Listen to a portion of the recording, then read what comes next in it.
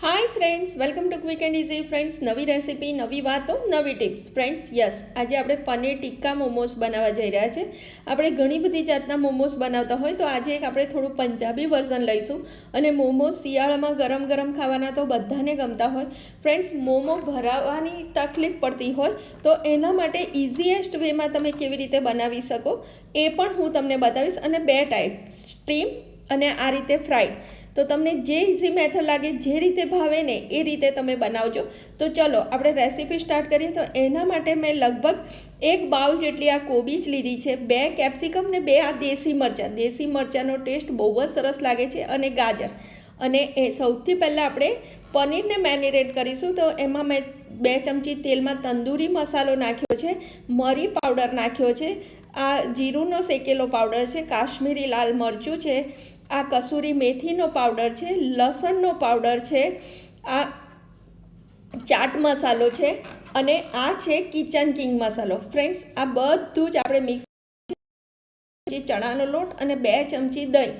આમાં આપણે બહુ લિક્વિડ નથી કરવાના, થોડું ડ્રાય જ રાખીશું, કારણ કે આપણે મોમોસમાં સ્ટફ કરવાના છે।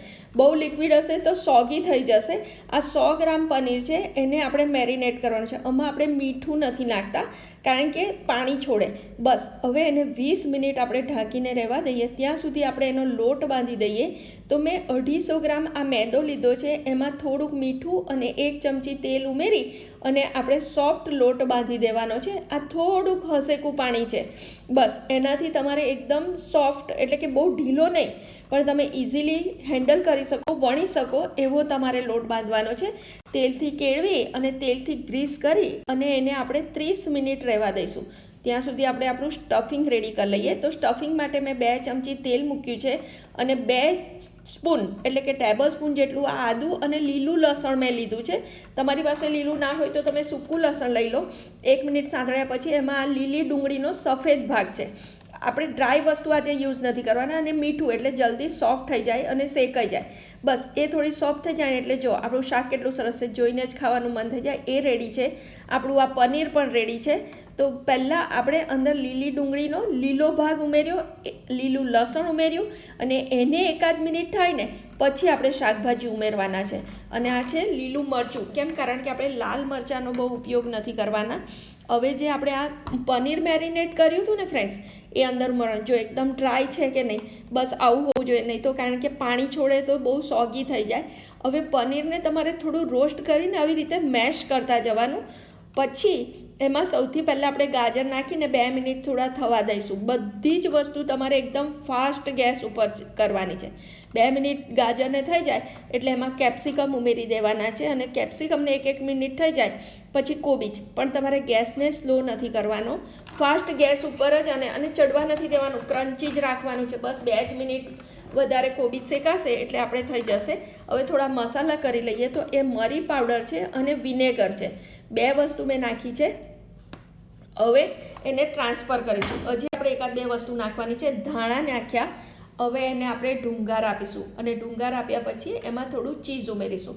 તો ડુંગર આપણે એઝ યુઝ્યુઅલ જેવી રીતે આપીએ છીએ એવી જ રીતે મેં ડુંગર આપી દીધો છે ફ્રેન્ડ્સ। બસ તમને ઘી ફાવે તો ઘી અને બટર ફાવે તો બટર, 5 મિનિટ રહેવા દેવાનું। આપણો ડુંગર અપાઈ ગયો છે। હવે એમાં હલાવી લેવાનું, અને પછી આપણે થોડુંક, મેં 2 ટેબલ સ્પૂન જેટલું ચીઝ ઉમેર્યું છે। ચીઝ ઓપ્શનલ છે, તમને ના ફાવે તો કંઈ નહીં। બસ હવે સ્ટફિંગ સાઈડ ઉપર રાખો। હવે લોટને ફરી 1 મિનિટ વળી અને આવી રીતે લોહી કરી અને એના ગુલ્લા પાડી દઈશું, અને આપણે પછી મોમોસ માટે પૂરી વણીશું। હવે હું તમને 2 રીતે બતાવીશ। એક તો આપણે નોર્મલ જે કચોરી ટાઈપ ગોળ ભરતા હોઈએ, અને એક વોન્ટન ટાઈપ। તો તમને જે રીતે ફાવે એ રીતે। હવે થાળીને મેં ગ્રીસ કરી દીધી છે, જેમાં બાફવાના છે મોમોસ। હવે આવી રીતે પૂરી વણી અને એમાં સ્ટફિંગ મૂકી અને કચોરી ટાઈપ જેવી રીતે તમને ફાવે એવી રીતે। ફ્રેન્ડ્સ, આપણે એક વાત યાદ રાખવાની કે આપણે પ્રોફેશનલ નથી, આપણે હોમ કુક છે, એટલે આપણે આપણી ઇઝી વેથી આપણે એને બનાવવાના છે। એટલે હું આવી રીતે કચોરી ટાઈપ ભરું છું। તમને જેવી રીતે ફાવે ને એવી રીતે। ટેસ્ટ સરસ હોવો જોઈએ। તો બસ જો આવી રીતે આપણા મોમોસ ભરાઈ જશે, તો તમે આ જ રીતે બધા જ મોમોસ ભરી દેજો। હવે એ મોમો ભરાઈ જાય ને પછી વોન્ટનની રીતે કેવી રીતે ભરાય ને એ પણ હું તમને બતાવું છું। તો જો આપણા મોમોસ ફટાફટ ભરાઈ જશે, અને સરસ ભરાશે, સેજ પણ ફાટશે પણ નહીં ને કશું પણ નહીં. તો હવે આપણા બધા જ મોમોસ ભરાઈ ગયા છે. હવે હું તમને બીજી રીત બતાવું છું.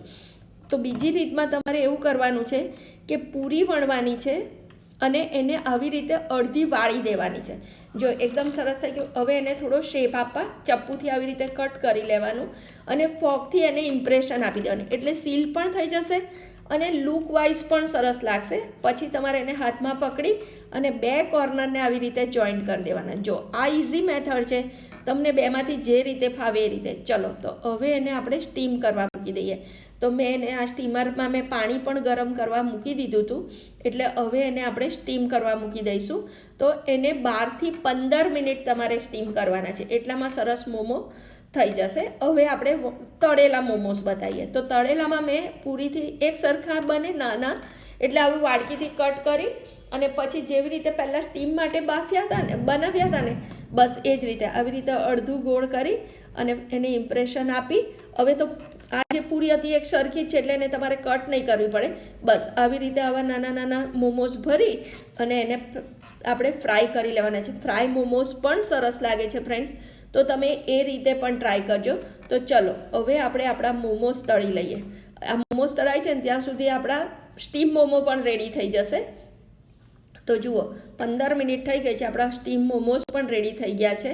તો ફ્રેન્ડ્સ હવે ઇન્સ્ટન્ટ આપણે ચટણી રેડી કરી લઈએ. ટોમેટો કેચઅપ લીધું છે, એની સાથે 2 ચમચી આ રેડ ચીલી સોસ લીધું છે અને એની સાથે 1 ટેબલસ્પૂન આ શેઝવાન સોસ લીધું છે. અત્યારે આ બધા સોસ આપણા ઘરમાં હોય છે જ ફ્રેન્ડ્સ, એટલે આ ચટણી એકદમ ફટાફટ ને એકદમ ટેંગી ને મસ્ત બનશે.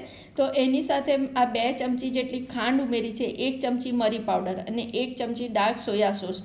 આ ટેંગી ટેસ્ટ લાવવા જ આપણે ખાંડ ઉમેરી છે. હવે એક મિક્સી જારમાં લીલું લસણ અને લીલી ડુંગળી, જો તમારી પાસે લીલું લસણ ના હોય તો આપણે સૂકું લસણ લેવાનું, એ લઈ અને એને તમારે કોર્સલી ગ્રાઇન્ડ કરવાનું. આ પણ લીલું લસણ જ છે, હોય તો ઠીક, ના હોય તો કંઈ નહીં. બસ એને આવી રીતે ગ્રાઇન્ડ કરવાનું. હવે એક પેનમાં આપણે 2 ચમચી તેલ ઉમેરીશું અને જે આપણે લસણ અને ડુંગળીને આ પેસ્ટ રેડી કરી હતી ને એ.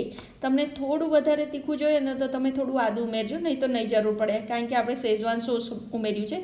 બસ એક અડધી મિનિટ એ કચાશ દૂર થાય ને એટલે એમાં તમારા કેચઅપવાળું મિક્સર ઉમેરી અને 2 મિનિટ થવા દેવાનું. હવે એને આપણે આ ડુંગર આપીશું. ડુંગર એટલે કારણ કે આપણે તંદૂરી ટેસ્ટ જોઈએ છે.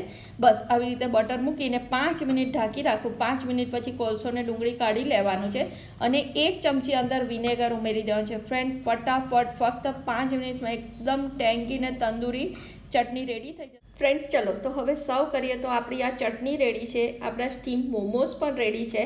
તો ચલો હવે હું તમને સર્વ કરીને પણ બતાવું અને એક કટ કરીને પણ બતાવીશ કે જુઓ અંદરથી કેટલા જ્યુસી અને ચીઝી લાગે છે. તો ફ્રેન્ડ્સ આ પનીર ટિક્કા હતા એટલે મેં ડુંગર આપ્યો છે અને ડુંગરવાળા સરસ લાગે છે.